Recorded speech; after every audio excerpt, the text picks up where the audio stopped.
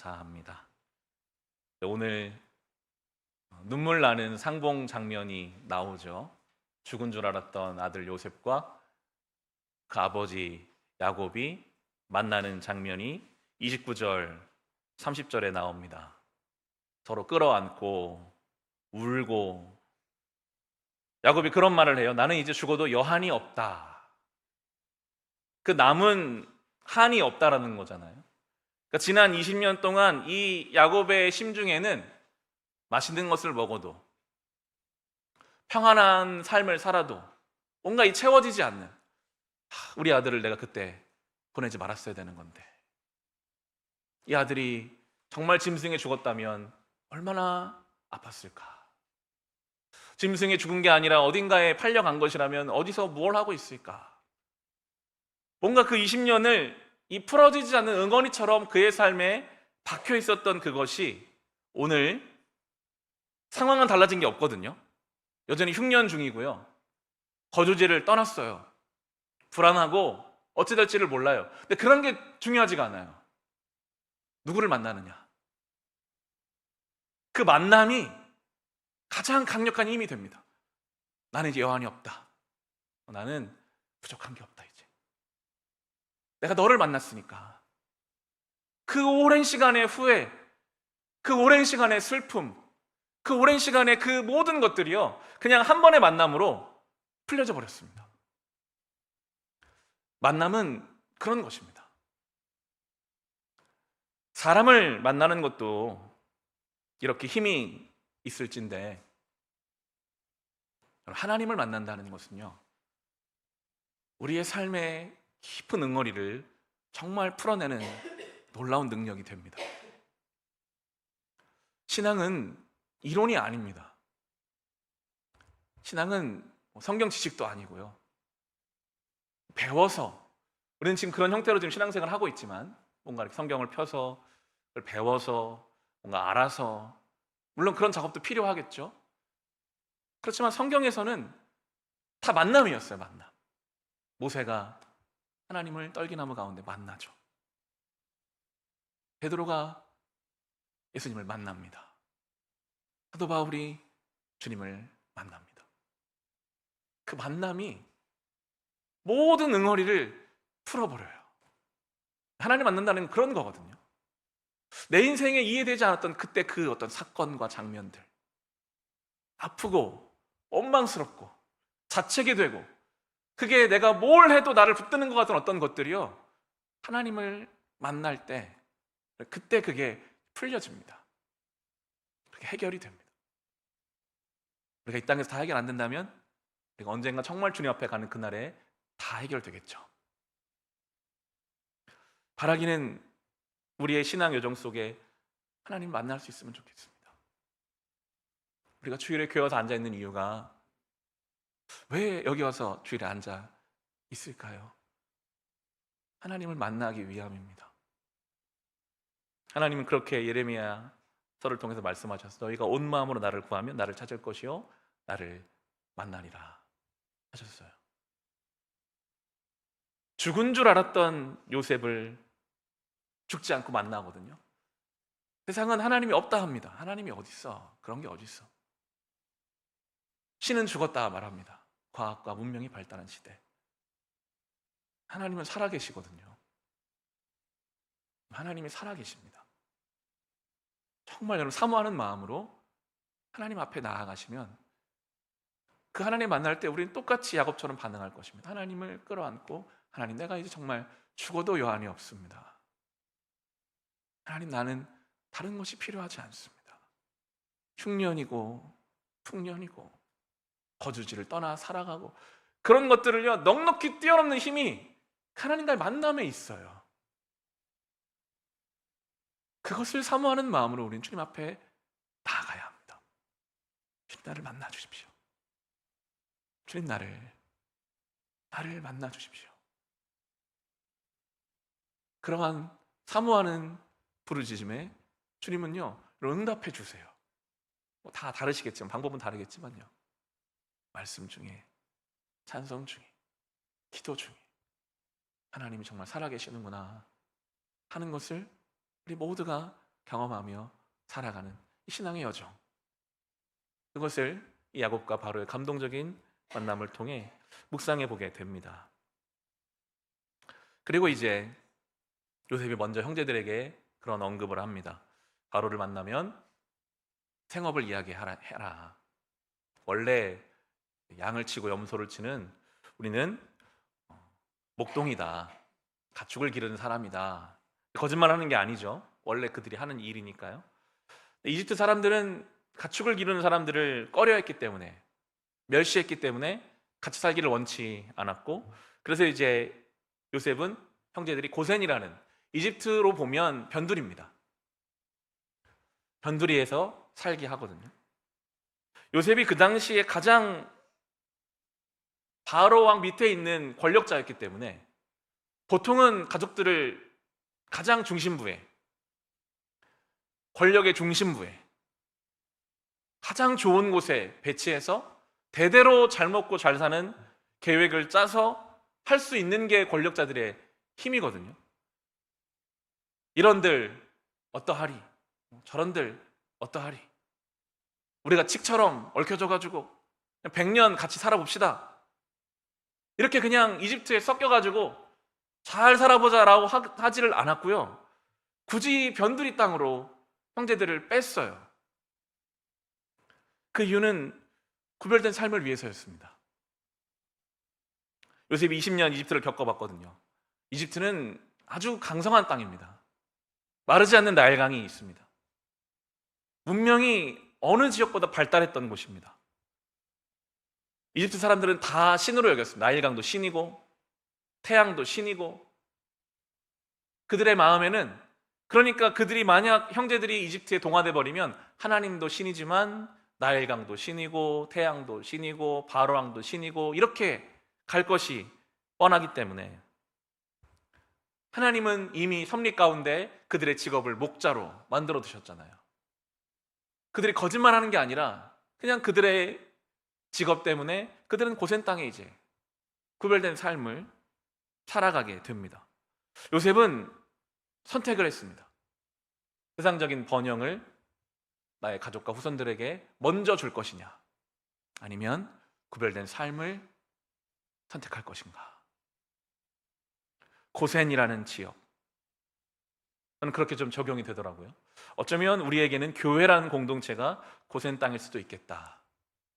세상의 변두리에 있는 것 같아요. 소위 요즘 세상이 말하는 도파민이 덜 나와요. 교회는 자극적이지가 않아요. 사람들이 모이지가 않고 오히려 빠져나갑니다. 교회 다닌다고 말을 못하는 시대가 되어버린 것만 같습니다. 그렇지만 그 고센 땅에서 우리는 구별된 삶을 살아갈 수 있는 울타리를 경험하죠. 여러분 다 경험하시죠? 이렇게 한 번이라도 예배를 드리고 세상을 사는 것과 여러 이유 때문에, 분주함 때문에, 상황 때문에 예배를 드리지 못하고 세상을 살아가는 것은요, 구별됨의 차이가 있거든요. 말부터가 다릅니다. 이집트에 살지만 이집트에서 어느 위치에 살 것인가, 완전히 구별돼 사는 게 아니에요. 그들과 함께 살아요. 하지만 함께 살면서도 구별된 장소를 결정했습니다. 예수님이 제자들을 파송하시면서 그렇게 말씀하셨죠. 뱀처럼 지혜롭고 비둘기처럼 순전해야 된다. 우리에게 그런 지혜가 필요합니다. 우리는 세상 속에 살아야 됩니다. 우리를 통해 복음이 증거돼야 하니까요. 그렇지만 구별됨이 필요합니다. 그게요, 어렵고요, 각자 개인마다 다르고 우리의 상황만 달라요. 그것을 매일같이 여러분 재조정하셔야 합니다. 내가 내일은 또 어떻게 살 것인가, 세상 속에 내가 얼만큼 구별된 스탠스를 가지고, 하지만 그들과 함께 섞여가면서 어떻게 살 것인가. 제가 프로야구 얘기를 종종 하잖아요. 야구팀들이 한 게임 끝나고 나면 바로 그날의 것을 가지고 복귀해서 조정합니다. 잘 된 거 더 잘 될 수 있도록, 안 된 거 보완할 수 있도록 고민하고 연구해서 그 다음 날을 준비합니다. 날마다 그런 태도를 가지고 우리의 삶의 고센 땅을 우리가 지정해야 합니다. 나는 내일은 어떻게 살 것인가. 이번 한 주를 우리는 또 어떻게 살아야 할까요? 여러 가지 해야 될 일들이 있으시죠. 근데 그 내 일정을 그냥 사는 게 아니라 하나님 앞에서 나는 어떤 정도의 마음으로 세상 속에서 어느 정도 구별되고 하지만 어느 정도 그들과 함께 하면서 이 땅을 살아갈 것인가. 늘 우리는 그 사이에 긴장감을 느낄 수밖에 없거든요. 완전히 동안이 될 수도 없고 그렇다고 떨어져 살 수도 없잖아요.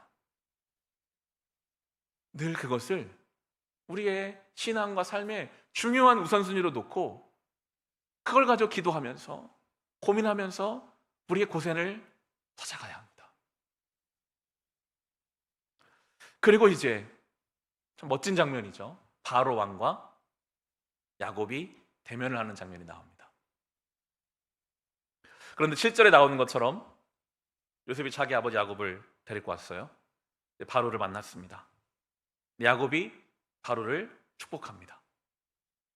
그리고 야곱은 나갈 때도 바로를 축복합니다.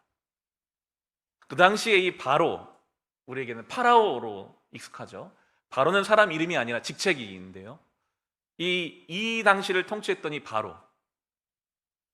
바로라는 위치는 신의 위치였습니다. 그 당시 그 사람들에게. 성경 주석들을 찾아보니까요, 이게 관례적으로 누구나 바로를 만나면 축복하는 게 아니었다고 합니다. 바로는 복이 필요 없는 존재잖아요, 그들에게. 오히려 많은 사람들이 그에게 복을 구했다고 합니다. 그 앞에서 엎드리고 뭔가 그 바로를 통해서 우리에게 복이 온다 생각하는데, 이 130살 먹은 노인, 평생을 양을 쳤으니까 그의 행색이며 그 멀리 수레를 타고 왔으니까 그의 낯빛이며 비교가 안 됐을 것입니다. 세상적인 가치로 평가한다면요. 근데 이 노인이 오자마자 이 바로를 축복하는 거예요. 복이 필요 없는 것 같은 그 사람을. 누군가를 축복할 수 있는 것, 이건 제사장의 역할이거든요. 하나님이 아브라함을 부르실 때부터 모든 민족이 너로 말미암아 복을 받으리라. 그게 제사장입니다. 그가 목동이라는 직업, 이집트에서 천시받았던 직업이고, 그가 나이가 많은 노인이고, 그는 이제 아들이 아니면 살 수 없는 이주민이고, 그런 게 전혀 필요하지 않아요. 그럼에도 그는 제사장이었습니다. 하나님을 통해서 누구에게라도 복을 빌어줄 수 있는 제사장.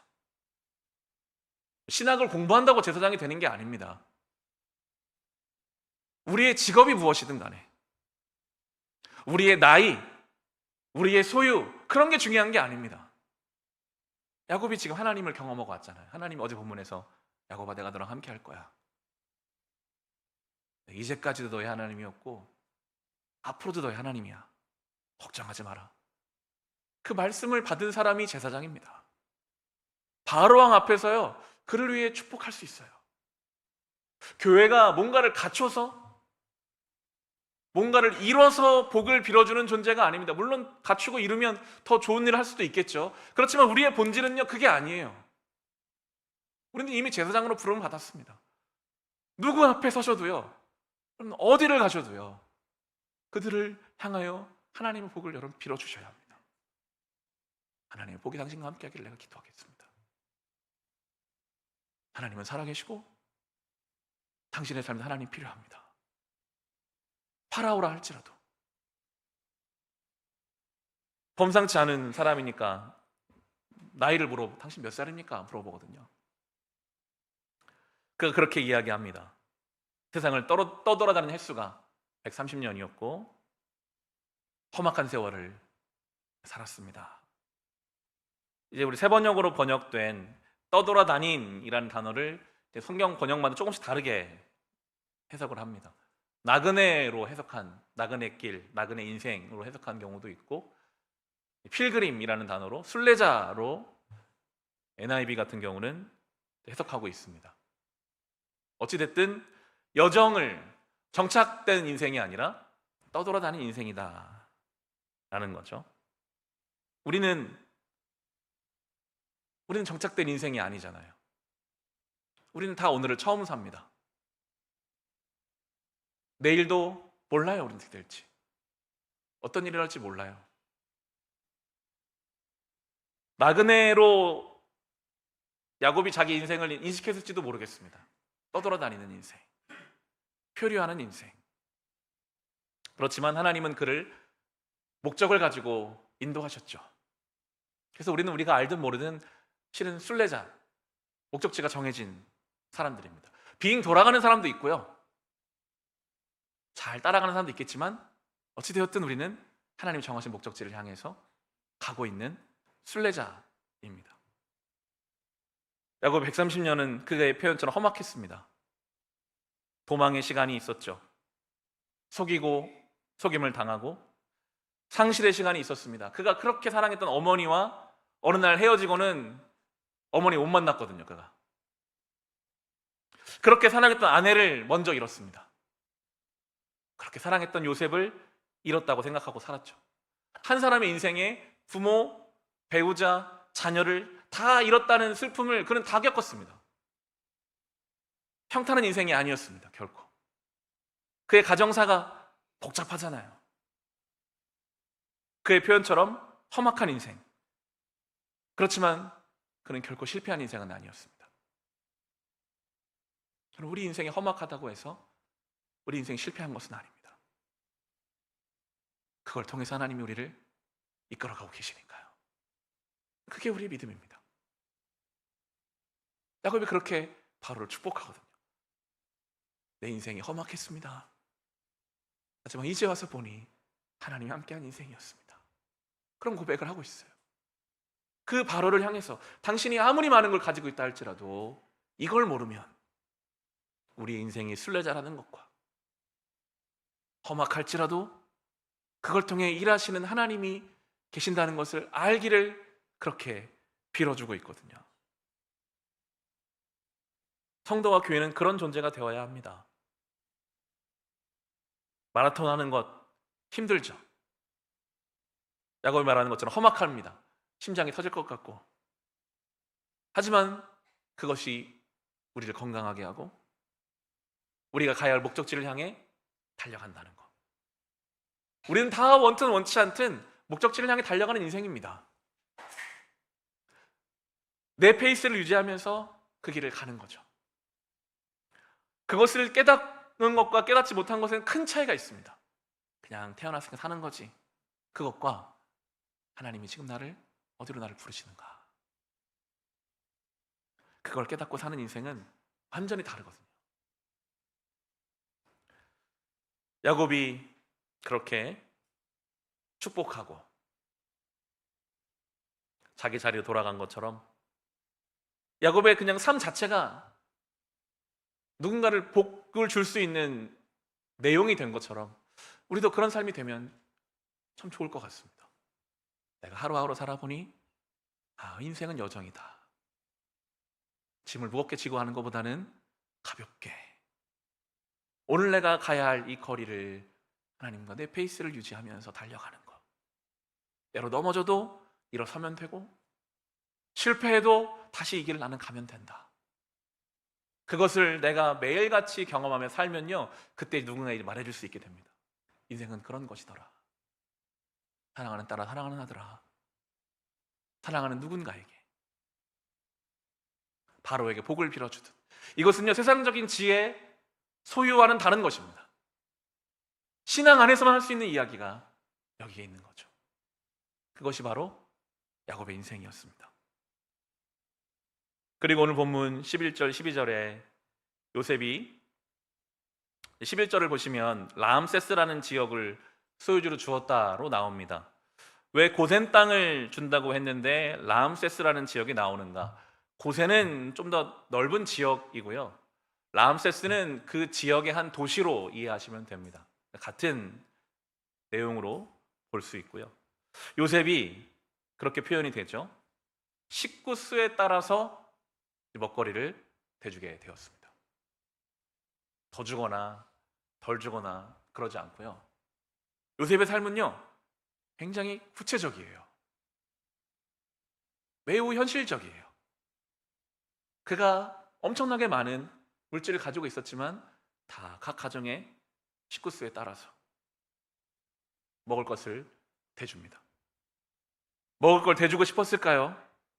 자기를 팔아버린 형제들인데, 원수보다 못한 형제들인데 미워하고 나를 팔아버린 것처럼 팔아버려도 누가 할 말이 없는 형제들인데 이게 요셉의 신앙이었습니다. 창세기에 요셉이 막 기도했다 그런 표현이 거의 나오지 않아요. 그런데 저는 밤마다 요셉이 하나님 앞에서 수많은 기도의 시간을 보냈을 것이라고 그렇게 묵상해 봅니다. 하나님 앞에서 가슴을 치며 땅을 치며 형제들의 이름을 하나하나 불러가며 그 신앙의 기도의 자리가 결과적으로 그의 삶의 태도와 결정으로 드러납니다. 이제 원수가 아니라 내가 오늘 여기에 있는 이유가 그들을 먹이기 위한 것이라는 것을 그는 이제 이해하고 있습니다. 그에게 먹을 것을 그들에게 대주기 위해서 하나님 여기 보내신 것이구나. 그들이 해준 게 하나도 없죠. 내가 한 수고를 가지고 보면 억울한 일입니다. 내가 왜 저들을 해줘야 되나? 그런데 하나님의 그 큰 계획 안에서 그의 신앙의 내용으로 그것을 받았을 때 이제 그들에게 먹거리를 대주며 남은 삶을 살아가게 되거든요. 오늘 우리 주변에 우리가 영적인 먹거리를 대줘야 될 사람들이 있지는 않을까요? 먼저 요셉을 이집트로 보내신 것처럼 하나님이 나를 먼저 예수 믿게 하신 이유가 있지 않을까요? 그 사람이 나에게 잘해준 게 없는데 내가 왜 그 사람을 신경 써야 합니까? 그게 아니라 하나님 나를 먼저 예수 믿게 하신 것, 내가 그에게 영적인 먹거리를 대줘야 되는 것이 아닐까. 그를 위해 기도하고 늘 그를 영적으로 생각하고 챙겨야 되는 역할, 우리는 그렇게 요셉과 같이 구체적이고 현실적인 삶의 결정으로 우리의 신앙을 드러내야 합니다. 여기서 아무리 예배드리고 눈물 콧물 흘리며 예배의 자리를 지킨다고 해도 우리의 삶의 자리에서 그 결정과 태도로 드러나지 않는다면 신앙은 아직 미숙한 거죠. 나를 아프게 한 사람 내가 어떻게 대할 것인가? 그게 신앙입니다. 안 되면 그 안 되는 것을 붙들고 기도하면서 그게 안 되죠. 우리는 안 됩니다. 그럼 그걸 가지고 주님 앞에 씨름하는 게 그게 저는 신앙이라고 믿습니다. 이 걱정스러운 시대를 바라면서 어떻게 할 것인가? 이게 문제고 저게 문제고 그냥 문제만 지적하고 끝날 수 있을까요? 가슴을 치며 이 세상을 위해서 기도하고 난 어떻게 그러면 할 것인가? 그게 우리의 신앙의 모습이 되어야 할 것입니다. 오늘 본문에 우리는 여러 가지를 살펴봤습니다. 눈물의 재회가 있었습니다. 만남의 중요성을 보면서 하나님과의 만남을 묵상했고요. 고센 땅을 정착하는 모습을 보며 우리가 살아야 할 구별된 삶의 자리를 생각했습니다. 바로를 만나는 야곱의 모습 속에서 제사장의 역할을 성도의 삶 속에서 돌아보게 되었고, 요셉이 형제들을 돌보는 장면을 보며 우리의 신앙이 어떻게 드러날 것인가를 생각하게 됩니다. 이 말씀을 기억하고 적용하시면서 이 한 주간의 삶을 살아갈 수 있으시기를 주님의 이름으로 축원합니다. 순례자의 노래 찬송하겠습니다.